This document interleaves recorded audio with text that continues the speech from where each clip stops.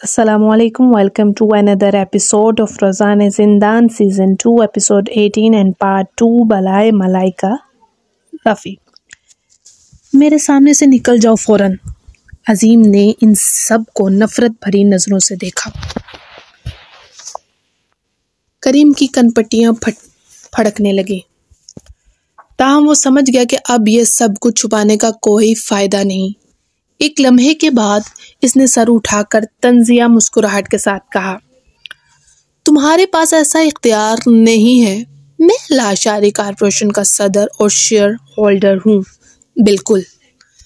रज़िया ने बेखौफ होकर करीम का बाजू पकड़ लिया। करीम लाशारी कारपोरेशन के 20% शेयर्स का मालिक है। तुम यहाँ सिर्फ नहीं हो, तुम अजीम का खून खोल रहा था। इसने कभी इतने बेशर्म लोग नहीं देखे थे। तानिया, तुम्हारी क्या राय है? तानिया ने हिचकिचाते हुए कहा, अगरचे मैं आपकी बेटी नहीं हूँ, लेकिन सदर लाशारी मेरा वालिद है। इसके अलावा अगर मैं ना होती तो लाशारी कारपोरेशन को बट कारपोरेशन के साथ ताउन का मौका ना मिलता। माय डियर, तुम क्या सोचते हो? कियान बेहद शर्मिंदा था, लेकिन इसके पास कोई चारा नहीं था। तानिया मेरी बीवी है। लाशारी कारपोरेशन तब नहीं रहेगी जब तक वो नहीं रहेगी। लाशारी कारपोरेशन के शेयर्स होल्डर इस बात को सुनकर घबरा गए।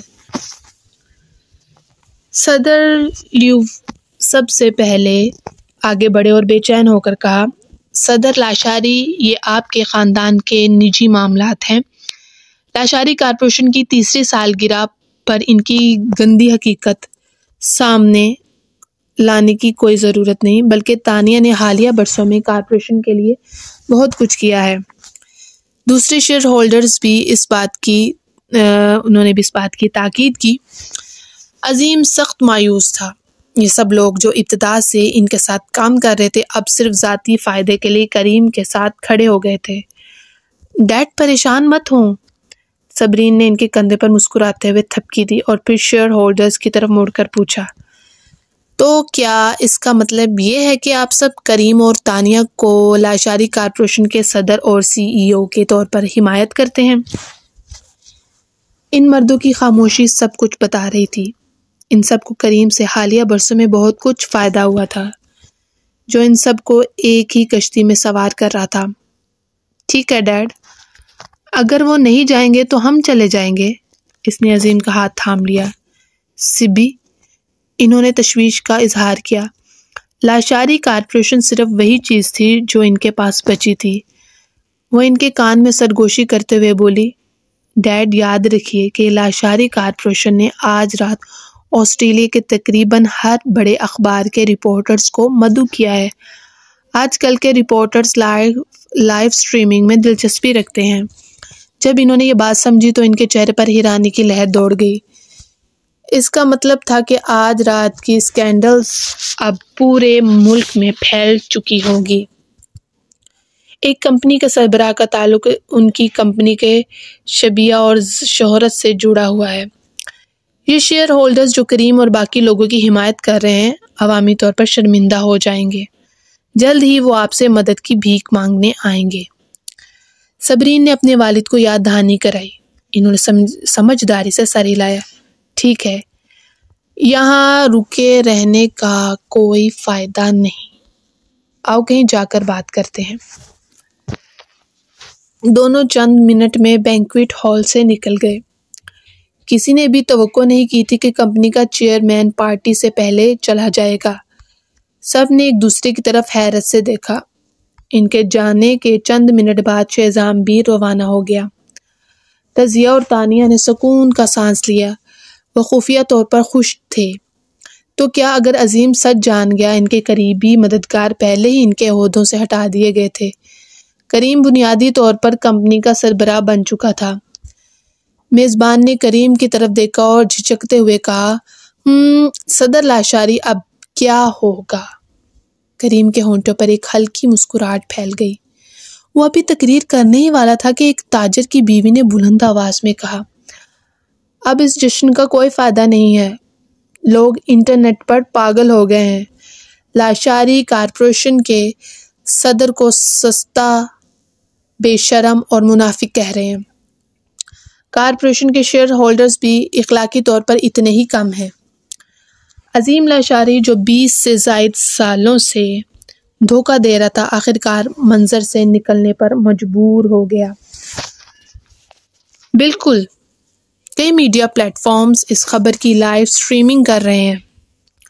جس پلیٹ فارم پر میں ہوں، اس نے پہلے ہی 1 ارب سے زائد ویوز حاصل کر لیے ہیں۔ کتنی شرم کی بات ہے۔ کریم کا چہرہ خطرناک حد تک سفید ہو گیا۔ کارپوریشن کے شیئر ہولڈرز اور ایگزیکٹوز نے فوراً اپنے فون چیک کیے۔ چند منٹوں میں لاشاری کارپوریشن کے اسکینڈلز وائرل ہو گئے۔ Breaking news! لاشاری کارپوریشن کے صدر نے اپنی بھابھی کے ساتھ ناجائز تعلقات قائم کیے۔ غیر قانونی بچہ بڑے بھائی کی دولت چوری کرنے کا آلہ ہے۔ یقین نہیں آتا، میں نے ابھی لائیو سٹریمنگ دیکھی تھی۔ ایسا آدمی، اخلاق سے گرا ہوا آدمی، کریم لاشاری نے کمپنی کے ایگزیکٹوز کی حمایت بھی حاصل کی۔ اسے یقیناً بہت رشوت دی ہوگی۔ مجھے لگتا ہے کہ اس کی تحقیقات ہونی چاہیے۔ ہاں، جو پرندے ایک جیسے ہوتے ہیں وہ ایک ساتھ اڑتے ہیں۔ شاید انہیں افیئر میں کوئی مسئلہ نہیں لگتا۔ لوگ ہمیشہ کہتے ہیں کہ سپر امیر لوگ دماغی طور پر بیمار ہوتے ہیں۔ اب مجھے یقین آ گیا ہے، جو لوگ جشن میں باقی رہ گئے ہیں وہ کیا کر رہے ہیں۔ کریم کی حمایت کرنے کے لیے، کسی صورت میں نہیں۔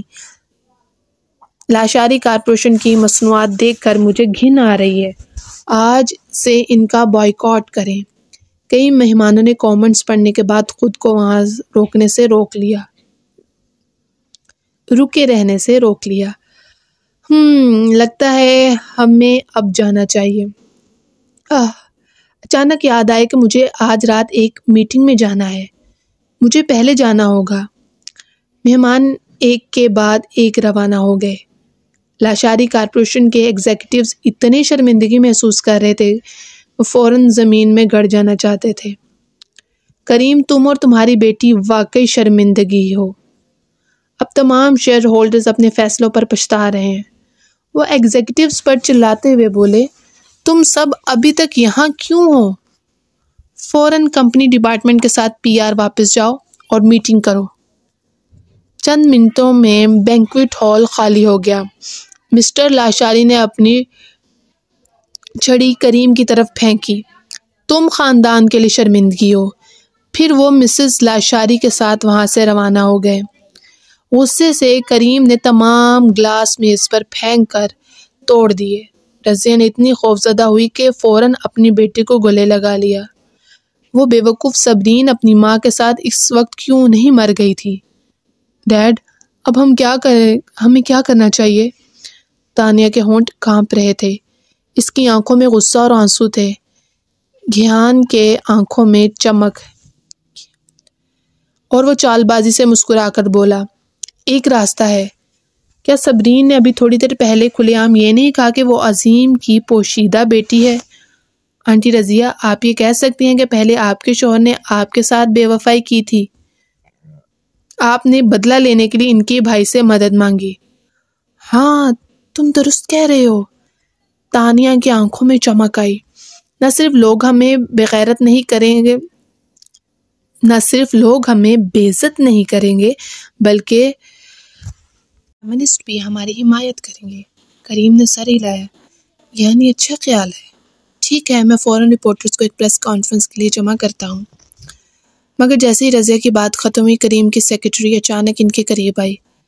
صدر بٹ مجھے ڈر ہے کہ یہ کام نہیں کرے گا۔ صبرین نے 3 منٹ پہلے یہ فیس بک پر یہ پوسٹ کی تھی، دیکھیے۔ اس نے انہیں اپنا فون دے دیا۔ صبرین کا فیس بک اکاؤنٹ جو 3 سالوں سے غیر فعال تھا، اب اپ ڈیٹ ہو چکا تھا۔ سب کو ہیلو، میرا نام صبرین یزدانی ہے۔ میں شہرین یزدانی اور عظیم لاشاری کی بیٹی ہوں۔ بدقسمتی سے میں ان کے خفیہ نکاح سے ہوئی بیٹی ہوں۔ 28 سال پہلے میرے والدین ایک دوسرے سے محبت کرتے تھے، مگر مختلف خاندانوں کے پس منظر کی وجہ سے میرے والدین کے والدین نے انہیں ایک ساتھ رہنے کی اجازت نہیں دی۔ اسی سال مسٹر لاشاری کو نشہ آور مشروب دے کر رضیہ نے دھوکے سے ایک رات کا رشتہ قائم کیا۔ اس نے دعویٰ کیا کہ وہ حاملہ ہے اور اس نے مسٹر لاشاری کو بچہ قبول کرنے پر مجبور کیا اور ان کے والدین نے انہیں رضیہ سے شادی کرنے پر مجبور کر دیا۔ میری والدہ نے مسٹر عظیم کو میرے بارے میں نہیں بتایا، اس لیے مسٹر عظیم نے ذمہ داری کے تحت رضیہ سے شادی کی۔ میں اپنی ماں کی والدہ یعنی میری ساتھ پلی بڑھی۔ میں صرف یہ کہنا چاہتی ہوں کہ اگر رضیہ نے بچے کے ساتھ ان پر دباؤ نہ ڈالا ہوتا تو مسٹر عظیم لاشاری نے اس سے شادی نہ کی ہوتی۔ مزے کی بات یہ ہے کہ بچہ بھی مسٹر عظیم کا نہیں ہے اور میری والدہ مجھے جنم دینے کے کچھ عرصے بعد انتقال کر گئی۔ اس پوسٹ نے چند منٹوں میں کئی کمنٹس حاصل کر لیے۔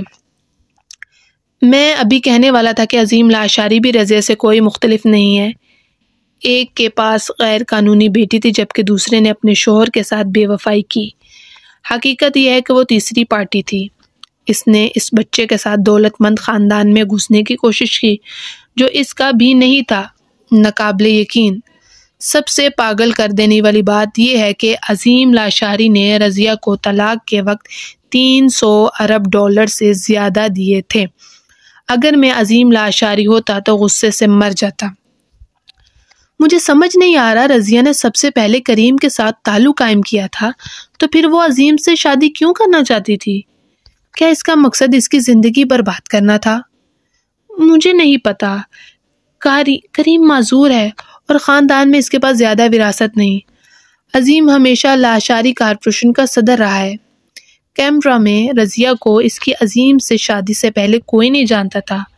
آج وہ شہر کے سب سے امیر خاندانوں میں سے ایک ہیں۔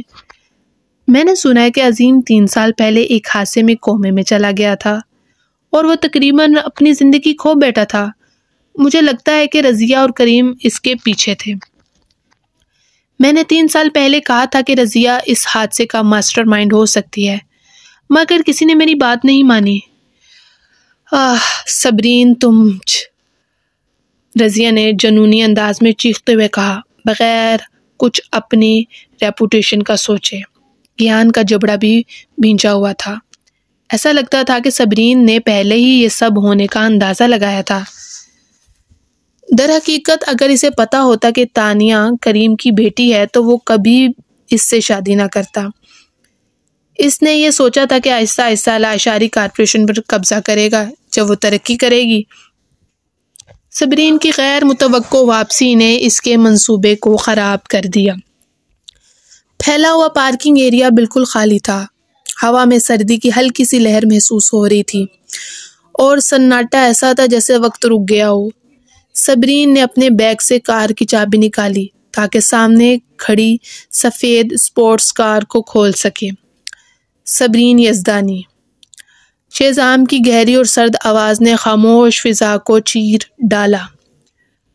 صبرین کے قدم لمحے بھر کے لیے رکے لیکن اس کے چہرے پر کوئی حیرانی یا گھبراہٹ ظاہر نہ ہوئی۔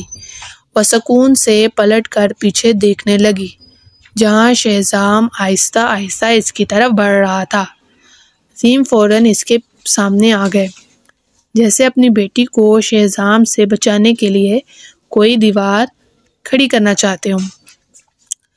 شیزام براہ کرم میری بیٹی سے دور رہو، عظیم نے غصے سے کہا۔ ان کی آواز میں بیٹی کے لیے بے پناہ تحفظ کا جذبہ واضح تھا لیکن شیزام نے جیسے ان کی بات کو سنا ہی نہیں۔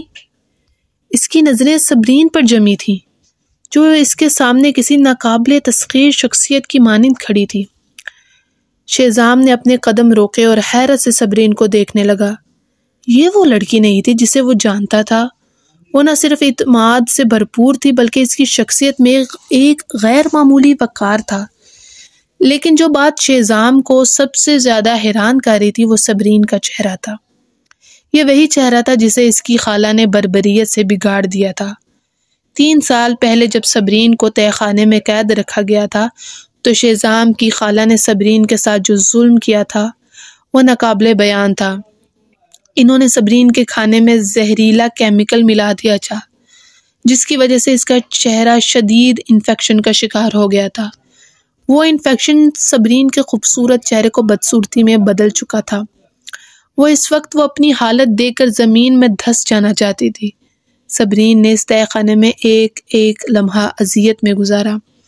جب وہ آئینے میں اپنا چہرہ دیکھتی تو اسے اپنا آپ ناقابل برداشت لگتا۔ اس کا خوبصورت چہرہ جس پر وہ فخر کرتی تھی اب بگاڑ دیا گیا تھا۔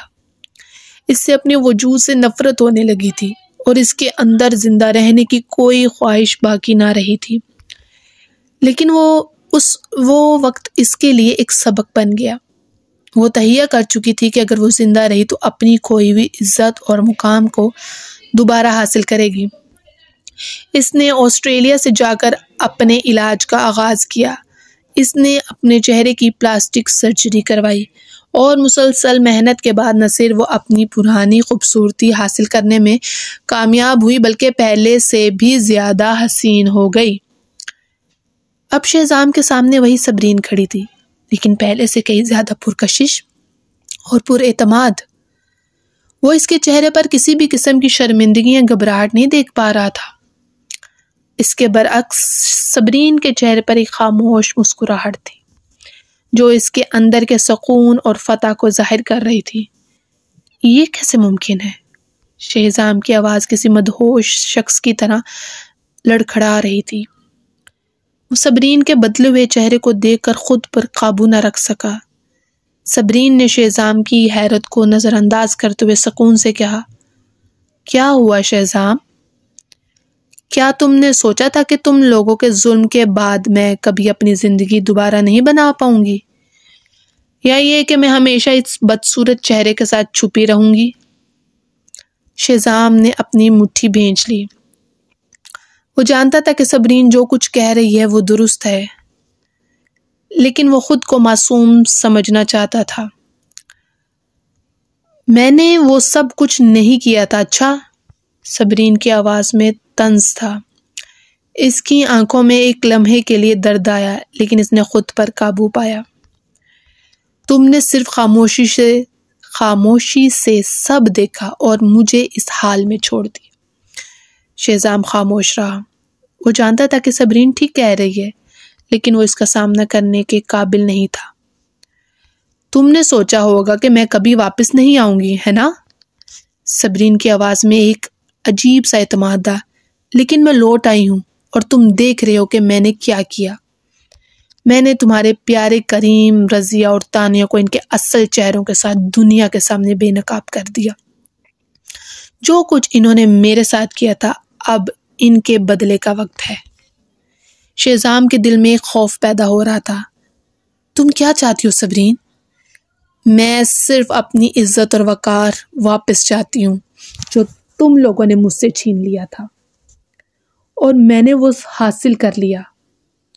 اب تم سب کو یہ یاد رہے گا کہ صبرین یزدانی کون تھی اور کون ہے۔ یہ کہہ کر صبرین نے اپنے والد کا ہاتھ تھاما اور کہا، ڈیڈ اب ہمیں چلنا چاہیے۔ عظیم نے شہزام کو ایک آخری غصے بھری نظر دی اور کہا، یہ وہ بیٹی ہے جسے تم نے برباد کرنے کی کوشش کی تھی، لیکن تمہارے تمام حربے ناکام ہو گئے۔ شہزام کی نظریں سامنے کھڑی صبرین پر جمی ہوئی تھی، جو ایک بار پھر اس کی زندگی میں واپس آئی تھی۔ لیکن وہ صبرین نہیں تھی جسے وہ جانتا تھا۔ وہ پہلی جیسی تنگ مزاج، جذباتی اور جارحانہ لڑکی نہیں رہی تھی۔ وہ اب ایک پرسکون، باوقار اور ناقابل تسخیر شخصیت کے طور پر اس کے سامنے کھڑی تھی۔ اس کے چلنے، بولنے اور دیکھنے کا انداز بتا رہا تھا وہ ان سالوں میں مکمل طور پر بدل چکی ہے۔ یہ صبرین جسے اس نے ماضی میں شکستہ حال میں چھوڑا تھا اب ایک مضبوط اور پرعزم عورت بن چکی تھی۔ شہزام کا دماغ جیسے الجھنوں کا شکار تھا۔ یہ سب کچھ اچانک ہوا تھا۔ وہ اس حقیقت کو قبول نہیں کر پا رہا تھا۔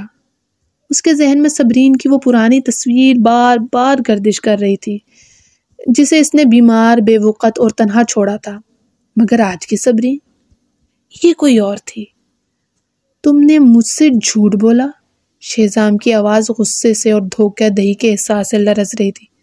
وہ اپنی مٹھیوں کو زور سے بند کیے کھڑا تھا، جیسے اپنے غصے کو قابو میں کرنے کی ناکام کوشش کر رہا ہو۔ تم مری نہیں تھی بلکہ زندہ تھی۔ تم نے 3 سال تک مجھے بیوقوف بنا۔ صبرین جو اپنی سن گلاسز پہنے اپنے بالوں کو ہلکے سے پیچھے کی طرف جھٹک رہی تھی، اس کی بات پر ہلکی سی ہنسی دی۔ ہاں مسٹر شہزام، تم ٹھیک کہہ رہے ہو، میں نے تم سے جھوٹ بولا، میں مری نہیں تھی۔ اس کا لہجہ پرسکون تھا، جیسے وہ جانتی ہو کہ اس کا ہر لفظ شہزام کے اندر طوفان برپا کر رہا ہے۔ کون تھا تمہارے ساتھ؟ شہزام کے سوالات برستے چلے جا رہے تھے۔ فریا یا وہ لوگ جو ہسپتال میں تھے؟ آخر تم نے یہ سب کیسے کیا؟ تم نے 3 سال تک مجھے دھوکے میں کیسے رکھا؟ صبرین نے ایک لمحے کے لیے توقف کیا اور شہزام کو غور سے دیکھا۔ اس کے چہرے پر ایک عجیب سی مسکراہٹ تھی جو شرمندگی اور طنز کا امتزاج لگ رہی تھی۔ مسٹر شہزام، اگر میں اس وقت مردہ نہ بنی رہتی تو شاید آج میں واقعی مر چکی ہوتی۔ شہزام اس کی بات سن کر چند لمحوں کے لیے خاموش ہو گیا۔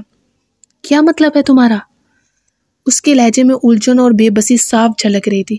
میرا مطلب بہت سادہ ہے۔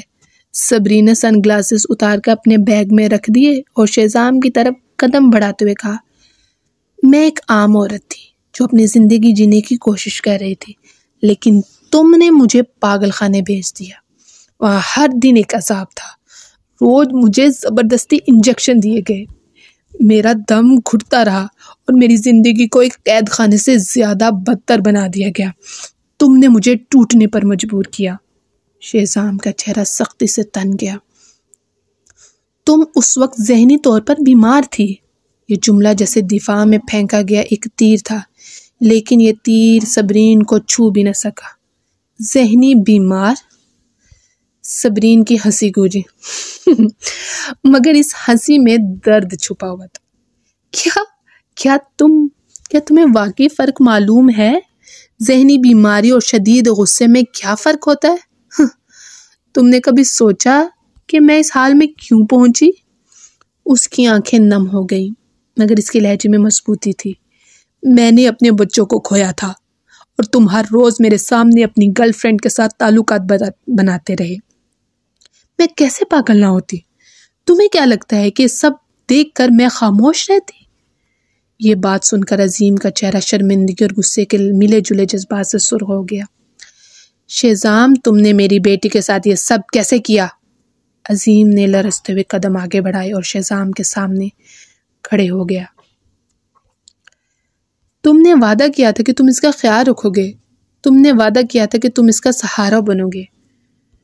عظیم کی آواز بھر گئی اور وہ غصے میں اپنے جذبات پر قابو کھو بیٹھے۔ وہ شہزام کے منہ پر گھسا مارنے کے لیے لپکے، مگر شہزام نے فوراً ان کا ہاتھ روک لیا۔ چھوڑو میرے والد کو، صبرین کی آواز گونجی۔ اس کے لہجے کی سختی نے شہزام کو مجبور کر دیا کہ وہ عظیم کا ہاتھ چھوڑ دے۔ کیا تم نے 3 سال پہلے بھی میرے والد کو لے کر ہی مجھے دھمکایا نہیں تھا؟ صبرین کی آنکھوں میں وہ سرد چمک تھی جو شہزام کو غیر محسوس طریقے سے پیچھے ہٹنے پر مجبور کر رہی تھی۔ شہزام نے اپنے دانت بھینچتے ہوئے کہا، تم نے اس وقت غلطیاں کی تھی، تمہاری دوست بھی بے گناہ تھی۔ صبرین نے ہلکے سے طنزیہ انداز میں ہنستے ہوئے کہا، ہاں تمہاری گرل فرینڈ کا بڑا بھائی ہی سب سے زیادہ بے گناہ تھا، ہے نا؟ یہ کہہ کر اس نے اپنی والد کو گاڑی میں بٹھایا اور ان کا ہاتھ تھام کر کہا۔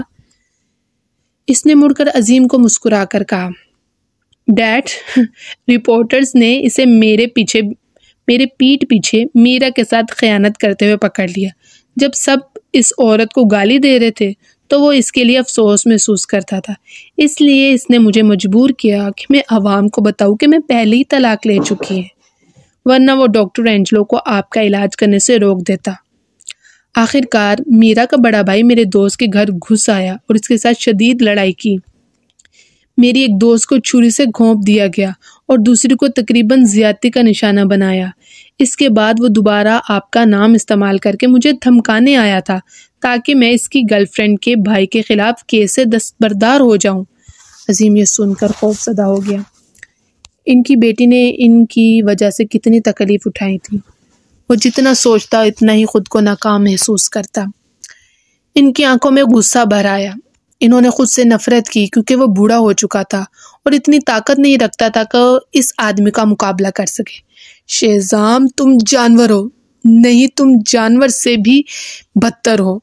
کیا تم نے نہیں کہا تھا کہ تم میری بیٹی کا خیال رکھو گے؟ یہ تھا تمہارا خیال رکھنا؟ یہ تھا تمہارا خیال رکھنا؟ عظیم نے غصے میں آ کر کہا۔ شہزام نے بھویں چڑھائی۔ اس نے کب وعدہ کیا تھا کہ وہ صبرین کا خیال رکھے گا، لیکن وہ ماضی سے شرمندگی محسوس کر رہا تھا۔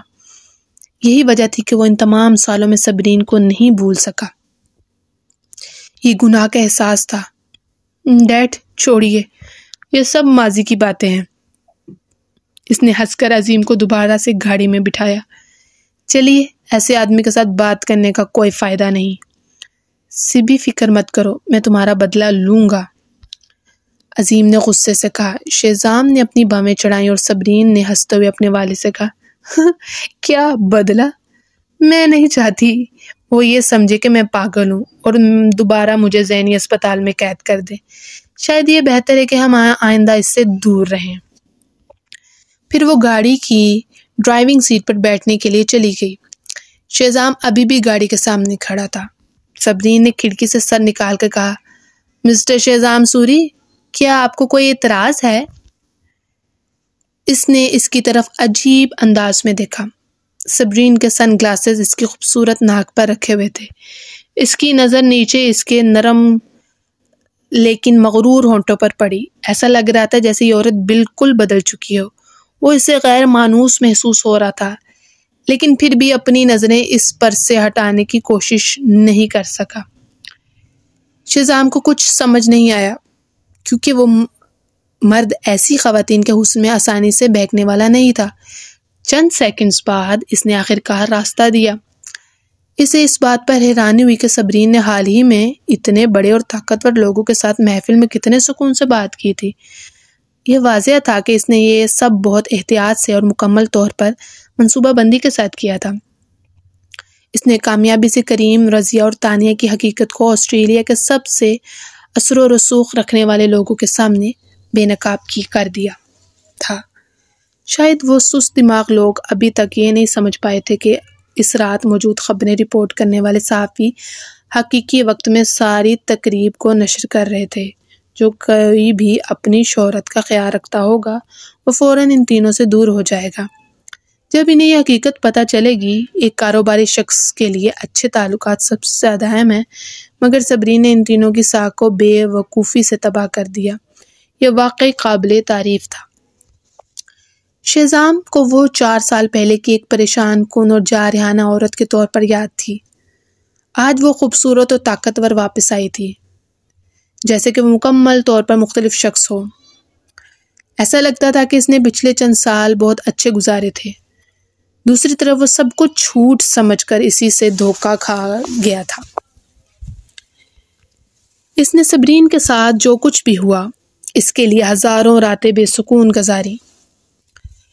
شہزام خود کو مزید بے وقوف محسوس کرنے لگا جب اس نے سوچا کہ صبرین نے اسے 3 سال تک کس طرح دھوکہ دیا۔ سفید سپورٹس کار اس کے سامنے سے تیزی سے گزر گئی۔ ہادی واپس آیا۔ سر؟ ہادی اس کا اسسٹنٹ قریب آیا اور دھیمی آواز میں کچھ کہنے کی کوشش کی، مگر شہزام نے اسے ٹوک دیا۔ ہادی، مجھے معلوم کرنا ہے کہ ان 3 سالوں میں صبرین کے ساتھ کیا ہوا، اس کی مدد کس نے کی، وہ کیسے زندہ رہی۔ اس کے لہجے میں ایک ایسا جنون تھا جو ہادی نے پہلے کبھی محسوس نہیں کیا۔ ہادی نے خاموشی سے سر ہلایا اور فوراً گاڑی کی طرف بڑھ گیا۔ شہزام خود اپنی گاڑی میں بیٹھا اور صبرین کی حالیہ تصویر دیکھنے لگا جو وہ سوشل میڈیا پر شیئر کر چکی تھی۔ وہ تصاویر، اس کی مسکراہٹ، اس کا اعتماد، یہ سب ایک ناقابل یقین حقیقت لگ رہا تھا۔ لعنت ہو، اس نے غصے میں کہا اور اپنا فون ایک طرف پھینک دیا۔ 4 سال تک وہ مجھے دھوکہ دیتی رہی اور میں یہاں اپنی بے وقوفی پر شرمندہ ہو رہا ہوں۔ شہزام نے صبرین کی فیس بک پوسٹ پڑھی۔ یہ عورت واقعی متاثر کن تھی کہ اس نے پہلا قدم اٹھا کر برتری حاصل کر لی تھی۔ اس کے ہونٹوں کے کونوں میں مسکراہٹ پھیل گئی۔ لعنت ہو! وہ کئی سال تک اس کے ہاتھوں دھوکہ کھاتا رہا اور بجائے غصے میں آنے کے وہ مسکرا رہا تھا۔ ہادی، کیا تمہیں لگتا ہے کہ وہ اس وقت واقعی بیمار نہیں تھی؟ مجھے نہیں پتا، ہادی نے ہچکچاتے ہوئے جواب دیا۔ لیکن مس میرا پیشہ ور ہیں، شاید وہ ہم سے جھوٹ نہیں بولیں گی۔ وہ آخرکار تھوڑی دیر کے لیے رکا اور تھوڑا گھبرایا۔ شہزام حیرانی میں پڑ گیا۔ ہاں، اس نے 3 سال پہلے میرا سے یہ سنا تھا کہ صبرین کو ڈپریشن تھا، لیکن وہ اگر جھوٹ بول رہی تھی۔ اس نے اپنی کن پٹی کو ہلکا سا سہلایا۔ نہیں، میرا اس سے جھوٹ نہیں بولے گی۔ اسی دوران میرا کا فون آیا۔ شہری، کیا تم ابھی گھر آ رہے ہو؟ ہاں، میں آ رہا ہوں۔ وہ تھوڑی دیر خاموش رہی، پھر وہ دوبارہ بولی۔ میں نے خبریں دیکھی ہیں کہ صبرین واپس آ گئی۔ لگتا ہے کہ ہاں، وہ کھڑکی سے باہر دیکھتے ہوئے کہہ رہا تھا، اور صبرین کی شاندار شخصیت کی جھلک اس کی آنکھوں کے سامنے آئی۔ شہری، میرا نے ہنستے ہوئے کہا، میں دیکھ رہی ہوں کہ وہ مجھ سے زیادہ خوبصورت ہو گئی ہے اور اس سے مجھے پریشانی ہو رہی ہے۔ مجھے ڈر ہے کہ تم پھر اس کے پاس نہ واپس چلے جاؤ۔ اتنا مت سوچو، میں اس کے ساتھ پہلے بھی نہیں تھا، میں گھر آ چکا ہوں۔ اس نے فون کاٹ دیا اور خود سے کہا کہ صبرین کے بارے میں سوچنا بند کر دے۔ سمندر کنارے والے ولا میں واپس پہنچ کر میرا نے اسے سرخ رنگ کا گاؤن پہنے ہوئے خوش آمدید کہا۔ اچانک شہزام کی آنکھوں میں صبرین کا سراپا گم گیا، جو سرخ لباس میں بے حد خوبصورت لگ رہی تھی۔ کیا بات ہے، کیا میں اچھی نہیں لگ رہی؟ میرا نے اسے منتشر دیکھا اور اس کے کندھے کو ہلایا منہ چڑھا کر۔ میں شاور لینے جا رہا ہوں۔ وہ سیڑھیاں چڑھنے لگا۔ میرا نے اپنے ہونٹ کاٹ لیے۔ جب شہزام شاور سے باہر آیا تو پیچھے سے اس کو گلے لگا کر میرا نے دلکش آواز میں کہا، شہری، آج رات پھر سے کوشش کریں؟ وہ وہاں کھڑا رہا بے حس و حرکت، اور پھر سر جھٹک کے اپنا موبائل دیکھتا باہر نکل گیا۔ شہزام کے قدم تیز تھے اور اس کے چہرے پر ناگواری کی ہلکی جھلک نمایاں تھی۔ وہ میرا کی آواز کو نظر انداز کرتا ہوا تیزی سے ویلا کے دروازے کی طرف بڑھ رہا تھا۔ میرا نے اس کے پیچھے لپکنے کی کوشش کی، اس کے کندھے کو تھام کر روکنا چاہا، لیکن شہزام نے ایک جھٹکے سے اپنا کندھا چھڑوا لیا۔ شہری، رکو، بات سنو، تم ہمیشہ یہی کرتے ہو۔ میری آواز میں مایوسی اور بے بسی کا امتزاج تھا، لیکن شہزام کے قدم ذرا بھی نہیں رکے۔ وہ دروازہ کھول کر باہر نکل گیا۔ دیکھنا تو دور کی بات، اس نے میرا کی کسی بات کا جواب دینا بھی ضروری نہ سمجھا۔ اس کے چہرے پر ایک لمحے کے لیے حیرت اور صدمہ ابھرا، لیکن فوراً ہی اس کی آنکھوں میں کچھ اور جھلکنے لگا۔ وہ اپنے ہونٹ بھینچ کر رہ گئی، گویا اپنے اندر کی بے بسی کو چھپانے کی ناکام کوشش کر رہی ہو۔ وہ جانتی تھی کہ شہزام کے دل پر اس کا گہرا اثر ہے، لیکن آج وہ اثر کہیں دھندلا پڑتا محسوس ہو رہا تھا۔ برسوں کی محنت، شہزام کو اپنے قابو میں رکھنے کی کوشش اور اپنے جذباتی حربے، سب کچھ بظاہر کامیاب تھا۔ شہزام میرا کے کہنے پر ہنستا تھا، روتا تھا، حتیٰ کہ زندگی کے فیصلے بھی میرا کی مرضی سے کرتا تھا، لیکن آج بھی وہ سب بے معنی لگ رہا تھا۔ میرا نے آہستہ سے خود سے کہا، شہزام، تم میری مٹھی میں ہو، تم وہی کرتے ہو جو میں چاہتی ہوں، لیکن پھر بھی تم مجھ سے دور ہو۔ کہاں کمی رہ گئی ہے میرے عمل میں؟ میرا نے جب شہزام کو روکنے کی کوشش کی تو اس کی آنکھوں میں سرد مہری تھی، جیسے وہ میرا کو دیکھ ہی نہیں رہا ہو۔ یہ وہی شخص تھا جو میرا کے ایک اشارے پر اپنی دنیا بدل دیتا تھا، لیکن اب وہ اپنے جذبات کو کہیں اور مرکوز کیے ہوئے تھا۔ شہری، میں نے تمہیں ہر چیز دی ہے، اپنا وقت، اپنی محبت، اپنی زندگی، پھر بھی تم مجھے ایسے نظر انداز کر کے چلے جاتے ہو؟ میرا کے دل میں یہ سوال گونج رہا تھا، لیکن شہزام کے رویے نے اس کے اندر ایک خلا پیدا کر دیا تھا۔ میرا کو یاد آیا جب اس نے پہلی بار شہزام کو اپنے شہر میں جکڑا تھا۔ اس کے نرم لہجے، مہذب رویے اور دلکش شخصیت نے شہزام کو اس کا دیوانہ بنا دیا تھا۔ وہ اپنے الفاظ سے اسے قابو کرتی۔ کتنی محنت سے اس نے صبرین کی یادیں اس کے ذہن سے مٹائی تھیں اور شہزام اس کی محبت میں ڈوبتا چلا گیا تھا، لیکن آج وہی شہزام اسے ایسے چھوڑ کر جا رہا تھا جیسے اس کی کوئی اہمیت ہی نہ ہو۔ میرا کی مٹیاں بھیج گئیں۔ وہ چاہتی تھی کہ چیخ کر شہزام کو روکے، اسے جھنجھوڑ کر بتائے کہ وہ اس کے بغیر کچھ بھی نہیں۔ شہزام، تم سب کچھ ہو لیکن تم اب بھی کچھ نہیں۔ تم میری مٹھی سے باہر نہیں جا سکتے، لیکن پھر بھی میرے قابو میں ہو کر میرے نہیں ہو۔ اس کی آنکھوں میں نمی اتر آئی، لیکن اس نے اپنے آنسو پونچھ دیے۔ میں نے تمہیں قابو میں رکھا ہے شہزام، تم میرے بنائے گئے اصولوں پر چلتے ہو، لیکن پھر بھی تم مجھے نظر انداز کر کے چلے جاتے ہو۔ کیوں؟ کیا وہ صبرین؟ میرا کے دل میں ایک جنگ چھڑ چکی تھی۔ وہ جانتی تھی کہ شہزام جسمانی طور پر اس کے قریب تھا، لیکن اس کا دل کہیں اور تھا، اور یہ حقیقت میرا کو اندر سے توڑ رہی تھی۔ وہ جتنی مرضی خوبصورت، جتنی مرضی دلکش بن جائے، شہزام کے دل پر صبرین کا جو اثر تھا اسے مٹانا ممکن نہیں تھا۔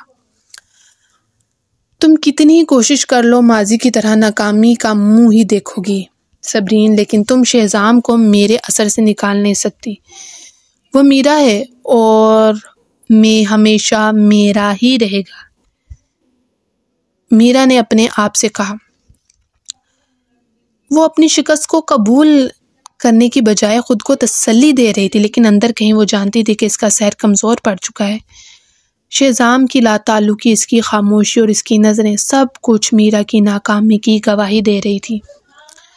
میں نے کبھی بھی ایسا نہیں سوچا تھا کہ وہ عام طور پر اتنی وقار، سلیقے والی اور نرم دل لگتی تھی کہ میں نے اسے ایک ملکہ سمجھا تھا۔ ملازمہ نے دوسری ملازمہ سے کہا۔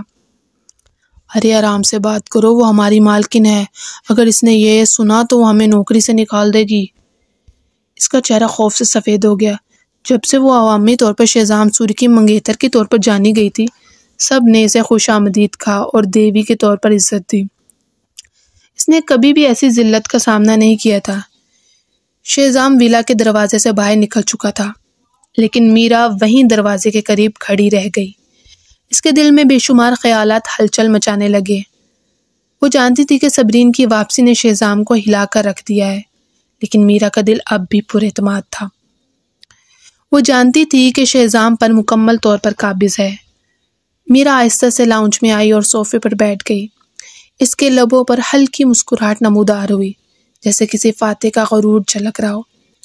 اس نے خود سے کہا، صبرین، تم کتنی بھی خوبصورت بن کر آ جاؤ، کتنی کامیاب بن جاؤ، تم شہزام کو میرے اثر سے نہیں نکال سکتی۔ تم نے جو اپنی زندگی کے چند سال جیتنے میں لگائے، میں نے وہ سال شہزام کو اپنے قابو میں رکھنے کے لیے صرف کیے ہیں۔ میرا کے دماغ میں پرانی یادیں ابھرنے لگی، جب اس نے شہزام کے دل و دماغ پر قابو پانے کے لیے مختلف حربے استعمال کیے تھے۔ وہ دن جب اس نے اپنی محبت کو ایک ایسے کھیل کی صورت میں ڈھالا تھا جس میں شہزام اس کا محض ایک کٹ پتلی بن گیا تھا۔ شہزام، تم وہی کرو گے جو میں چاہتی ہوں۔ میرا نے دل ہی دل میں سرگوشی کی اور اس کی مسکراہٹ مزید گہری ہوگی۔ وہ جانتی تھی کہ شہزام کو کیسے قابو میں رکھنا ہے۔ شہزام چاہے کتنا بھی آزاد دکھائی دے، میرا کی طاقت کے سامنے بے بس تھا۔ وہ جب کہتی تھی کہ وہ خوش ہے، شہزام مسکرانے کی اداکاری کرتا۔ وہ جب کہتی تھی کہ وہ ناراض ہے، شہزام خود کو قصوروار سمجھنے لگتا۔ وہ میرا کے جذبات کا اس قدر غلام بن چکا تھا کہ وہ اپنی خوشی اور خواہشات کو بالکل فراموش کر چکا تھا، اپنا ماضی بھول چکا تھا۔ میرا نے اپنے اعتماد کو پھر سے دہراتے ہوئے خود سے کہا، شہزام میرے لیے سب کچھ ہے، میں نے اسے ہمیشہ کے لیے اپنا بنایا ہوا ہے۔ تم صبرین چاہے کتنی ہی حسین بن کر آ جاؤ، چمکتے لباس پہن لو، کامیاب ترین عورت بن جاؤ، لیکن تمہاری یہ جیت میرے لیے کوئی معنی نہیں رکھتی۔ شہزام میرا ہے، شہزام میرا ہے اور میرا ہی رہے گا۔ میرا جانتی تھی کہ شہزام کے دل کے کسی کونے میں صبرین کا عکس اب بھی موجود ہے، لیکن یہ عکس اتنا ہی بے اثر تھا جتنا کسی پرانی کتاب میں چھپی ایک مٹی سے اٹی تصویر۔ میرا نے برسوں کی محنت سے شہزام کے دماغ میں اپنا ایک ایسا مقام بنا لیا تھا جسے کوئی مٹا نہیں سکتا تھا۔ یہ وقت گزر جائے گا، میرا نے خود کو تسلی دی۔ شہزام ابھی الجھن میں ہے، لیکن جیسے ہی وہ میرے پاس آئے گا سب کچھ پہلے جیسا ہو جائے گا۔ اس بار میں ایسا کروں گی کہ شہزام میرے علاوہ کوئی دوسرا کو نہ دیکھے۔ میں نے جو سال شہزام کو قابو میں رکھنے میں لگائے ہیں وہ کبھی ضائع نہیں جا سکتے۔ میرا نے گہری سانس لی اور لاؤنج کی بڑی کھڑکی سے باہر دیکھا۔ چمکتی رات کے نیچے وہ اپنی فتح کے بارے میں مزید پر اعتماد ہو گئی۔ صبرین، تم چاہے سونے کی بن کر بھی آ جاؤ، لیکن تم شہزام کو میرا غلام ہونے سے نہیں روک سکتی۔ یہ دن میرے کہنے پر دن ہے، یہ رات میرے کہنے پر رات ہے، اور شہزام وہ میرا ہے، صرف میرا۔ میرا کے لبوں پر فاتحانہ مسکراہٹ تھی اور اس کی آنکھوں میں یقین کی جھلک۔ صبرین کے حسین عکس کو وہ کسی ماضی کی بھولی بسری کہانی سے زیادہ کچھ نہیں سمجھتی تھی۔ اس نے اپنی جگہ مضبوطی سے قائم رکھی تھی اور اس کی نظر میں صبرین کبھی بھی اس کی جگہ لینے کے قابل نہیں ہو سکتی تھی۔